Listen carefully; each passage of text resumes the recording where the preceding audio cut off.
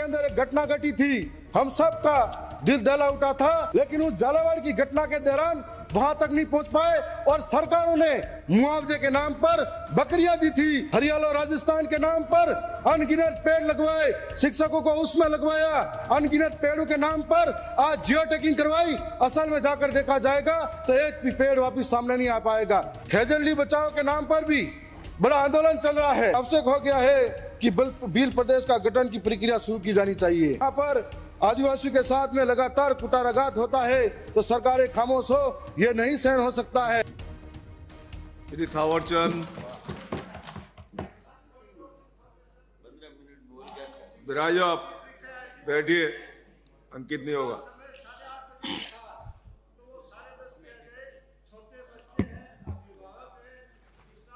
धन्यवाद सभापति महोदय। मुझे माननीय राज्यपाल महोदय के अभिभाषण पर बोलने का अवसर दिया, मैं आपका धन्यवाद जोहार करता हूं।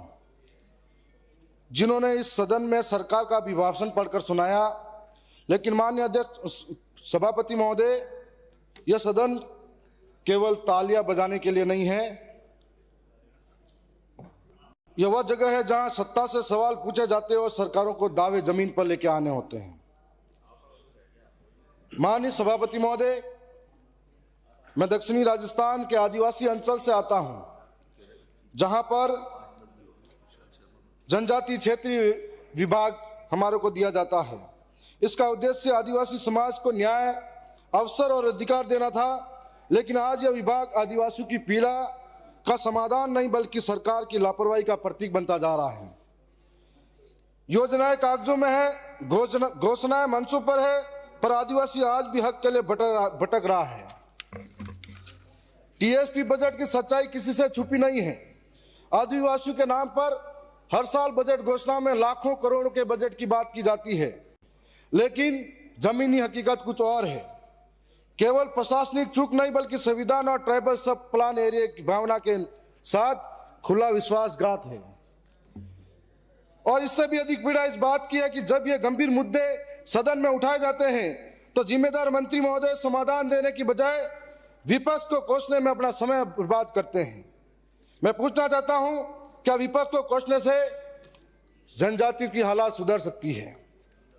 मैं दूसरी बात कहना चाहूंगा कि आज 2 वर्ष हो गए, हमें खुशी हुई थी कि हमारे जिले से ही राजस्व मंत्री थे, तो हमें लगा कि 2 साल के अंदर वन विभाग के अंदर, चारागाह जमीन के अंदर या फिर बिलानाम जमीन के अंदर जो आदिवासी रह रहे हैं उनको कितने पट्टे दिए जाएंगे। आज भी उनको जमीन का मालिकाना हक नहीं मिला। हमें उम्मीद थी कि जो वर्षों से जंगल में रह रहा है उनको मालिकाना हक मिलेगा, लेकिन ऐसा संभव नहीं हो पाया।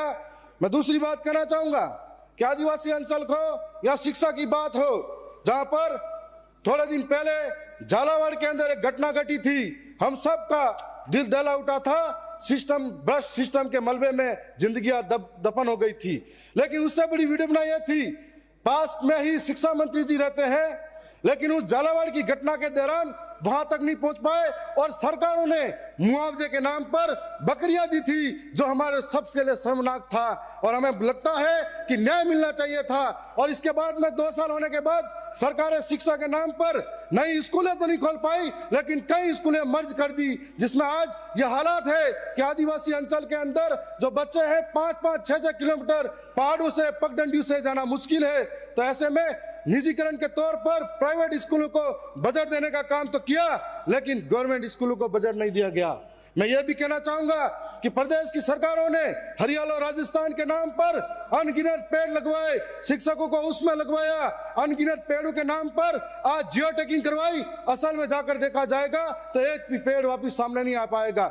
हरियाणा और राजस्थान के नाम पर आज जो अरावली है, उसके हम लोग अरावली से निकल कर आते हैं, वो अरावली प्रकृति को शुद्ध करने का काम करती है, पर्यावरण को बचाने का काम करती है, लेकिन माननीय सुप्रीम कोर्ट द्वारा जो अलग डेफिनेशन दी जाती है, आज भी स्पष्ट तरीके से नहीं कहा गया है कि अरावली बचेगी नहीं बचेगी। उदयपुर से लेकर जयपुर तक आज अरावली को खतरा है भूमाफियाओं से, जो दिनों दिन खत्म होती जा रही है और भूमाफियाओं द्वारा लगातार इसको हड़पा जा रहा है। मैं ये भी कहना चाहूंगा कि आज खेजड़ी बचाओ के नाम पर भी बड़ा आंदोलन चल रहा है। जब इसके लिए भी हमें आगे आना पड़ेगा। यदि पेड़ नहीं बचेंगे तो पर्यावरण को खतरा होगा। दूसरी साथ साथ में राजस्थान के अंदर एक डुंगरी बांध को लेकर बड़ा आंदोलन चल रहा है। जब डुंगरी बांध की बात आती है, हम विकास के विरोधी नहीं है, विकास होना चाहिए, पानी सबको पहुंचना चाहिए, लेकिन यह भी सच है, कई लोग बोलते हैं 76 गांव उजड़ेंगे, कई लोग बोलते हैं 12 गांव उजड़ेंगे। आखिर एक घर भी उजड़े तो क्यों उजड़े, इस पर सोचने वाली बात है। आज साथ साथ में यह भी कहूंगा कि दक्षिणी राजस्थान के लिए टीएससी का प्रावधान है। ट्राइबल सब प्लानिंग एरिया के नाम पर जनजाति सलाहकार परिषद बनी हुई है, जिसके पदाध्यक्ष मुख्यमंत्री महोदय हैं। हम माननीय मुख्यमंत्री के पद का सम्मान करते हैं, लेकिन जो जंगलों से आने वाली आवाज को, उनकी परंपराओं को, उनकी संस्कृति को नहीं समझ पाएंगे तो किससे सलाह लेंगे और किसको सलाह देंगे। इसलिए ट्राइबल सब टीएससी का पदाध्यक्ष ट्राइबल ही होना चाहिए। इसके लिए हमें एक नया कानून बनाना चाहिए।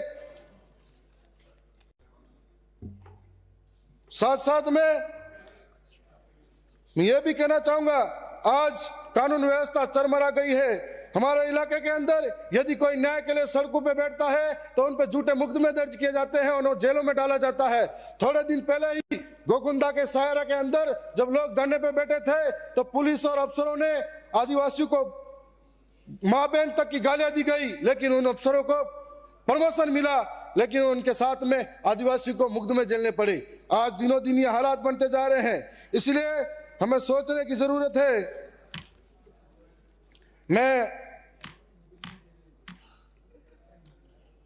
मैं आए दिन आदिवासियों के साथ में हो रहे इस तरह के कुटाराघात की वजह से ये कहना चाहूंगा कि हम लोग अलग से प्रदेश की मांग इसलिए कर रहे हैं कि जहां पैसा एक्ट की बात हो, 5वीं अनुसूची की बात हो, जहां धरातल पर आज भी लागू नहीं होती है। ये मांग किसी दल की नहीं है, ये मांग संविधान की है, ये मांग आदिवासी अस्मिता की है। जब हक की भीख बन जाए तो स्वशासन आखिरी हथियार होता है। भौगोलिक दृष्टि से देखिए, ये इलाका स्पष्ट रूप से प्रत्यक्ष दिखाई देता है। इन्हीं परिस्थिति में आज यह आवश्यक हो गया है कि भील प्रदेश का गठन की प्रक्रिया शुरू की जानी चाहिए। अब मांग नहीं फैसला है, अब सहाना नहीं बदलना है। यह मांग अलगाव की नहीं है, न विद्रोह की है, यह मांग सम्मानजनक स्वशासन की है।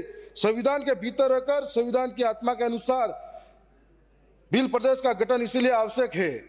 मैं यही कहना चाहूंगा कि सरकारें आदिवासी इलाके के अंदर जो युवा आज जब भी सदन चलता है तो इसकी तरफ टकटकी निगाहों से देखता है कि हमें नौकरी मिलेगा, नौकरी के अंदर बहुत बड़ा घोटाला और धोखा होता है। यह सरकार इन पे आरोप लगाती है, यह सरकार इन पे आरोप लगाती है, और हर बार नौजवान युवा ठगा ठगा महसूस करता है। पेपर लीक नहीं होता, लीक होती है तो उनके भविष्य, उनकी जिंदगी लीक होती है। जो हमारे इलाके से बच्चे हैं जो महंगी फीस भरकर पढ़ाई लिखाई करते हैं, अगर पेपर लीक के बारे में सुनते हैं तो अपने आप में बड़े दुखी होते हैं। इसी के साथ में ट्राइबल इलाके के अंदर जब पूरे प्रदेश के अंदर सब जगह से डीपीसी हो जाती है, 3rd ग्रेड की डीपीसी आने भर्ती में, लेकिन ट्राइबल इलाके के अंदर डीपीसी के नाम पर उनके साथ में ये धोखा होता है। तो मैं यही कहना चाहूंगा कि आज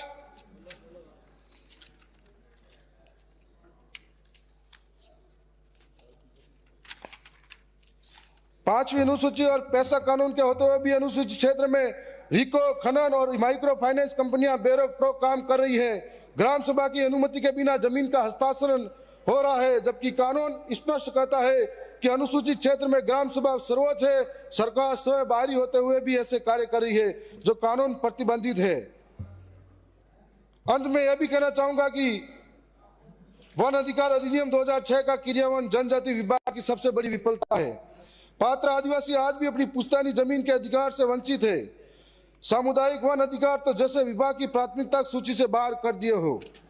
आज पैसा कानून को ताक पे रखकर लगातार आदिवासियों को विस्थापित किया जा रहा है, कभी खनन के नाम पर, कभी विकास के नाम पर। उदयपुर के अंदर भी लगातार यूडीए, यूआईटी के नाम पर आदिवासियों के घरों को उजाड़ा जा रहा है और कोई भी बोलने को तैयार नहीं है, खामोश है। आखिर आदिवासियों की जिंदगी इतनी सस्ती थोड़ी है। कभी आज सरकारें आती है जाती है, लेकिन हमारे साथ हमेशा सौतेला व्यवहार और भेदभाव होता है। मैं कहना चाहूंगा कि जो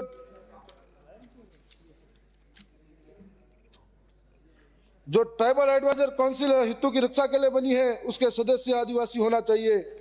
यह भी कहना चाहूंगा कि आज हमारे इलाके के अंदर जो बच्चे स्कूलों को, हर एक विद्यालय के अंदर जहां पर शिक्षकों की कमी है उनको पूरा किया जाना चाहिए, उसकी बात होनी चाहिए। यदि आदिवासी पढ़ेगा लिखेगा आगे बढ़ेगा। साथ साथ में हमारे यहाँ पर हर एक विद्यालय के अंदर भौतिक सुविधाएं नहीं है, जहाँ भवन जर्जर है।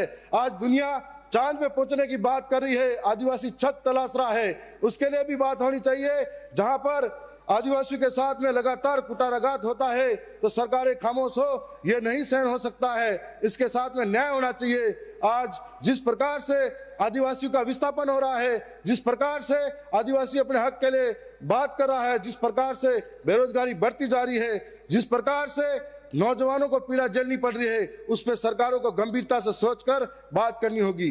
धन्यवाद। श्री भैराराम।